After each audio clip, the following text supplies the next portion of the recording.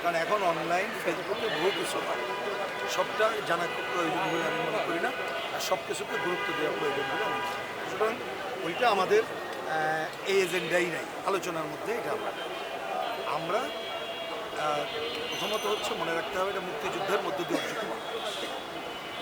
সেই মুক্তিযুদ্ধের যে স্বপ্ন বাস্তবায়ন হয়নি বলেই 90-এর গণঅভ্যুত্থান করতে হয়েছে, এবং এইবারের 24-এ অনেক মানুষের রক্ত দেওয়ার মধ্যে আরেকটা গণঅভ্যুত্থান সংগঠিত করতে হয়েছে। আমাদের সামনে জরুরি কর্তব্য হলো এই গণতন্ত্রের পথে যে যাত্রা, এটা যাতে কোনোক্রমেই বাধাগ্রস্ত না হয় সেই দিকে যাওয়া। তার জন্য দ্রুততম সময়ে আমরা প্রয়োজনীয় সংস্কার করে একটা ভালো নির্বাচনের দিকে যাওয়া।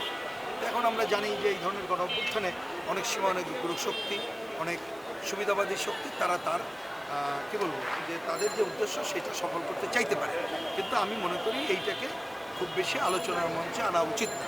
আমাদেরকে দেখতে হবে যে গণঅভ্যুত্থানের যে মূল চেতনা সেইটা ঠিক রাখার কথা সবাই বলছে। কমিউনিস্ট পার্টি সেটা ঠিক রেখে আগাচ্ছে।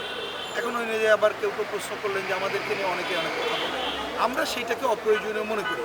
কারণ এটা বাংলাদেশের ইতিহাস দেখলে দেখবেন যে কমিউনিস্টরা বাংলাদেশের নীতিনিষ্ঠ অবস্থানে থেকে যে রাজনীতি করছে, বরঞ্চ অনেক দল সেটি করে কিনা সেটা আপনারাই খুঁজে দেখতে পারেন। প্রিন্স ভাই, একটা বিষয় আপনাকে একটু বলে রাখতে চাই। আপনি যেহেতু এই বিষয়টা আমলেই নিতে চাচ্ছেন না, কিন্তু এরকম একটি অনলাইন প্ল্যাটফর্ম থেকে ঘোষণার পরপরই কিন্তু ধানমন্ডি 32-এ হামলার ঘটনা ঘটেছে, এবং আপনারা আপনাদের কার্যালয়ে পুলিশও নিয়োজিত রেখেছেন। তো বিষয়টাকে আপনি একেবারেই আমলে নিচ্ছেন না, নাকি বিষয়টা এরকম?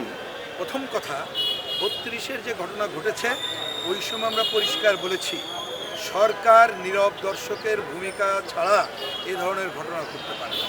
আমরা এটা বলেছি প্রকারান্তরে কোনো না কোনোভাবে সরকারের, যদি পুরো সরকার না হোক, কোনো না কোনো অংশের প্রশ্রয় ছাড়া এ ধরনের ঘটনা ঘটতে পারে না।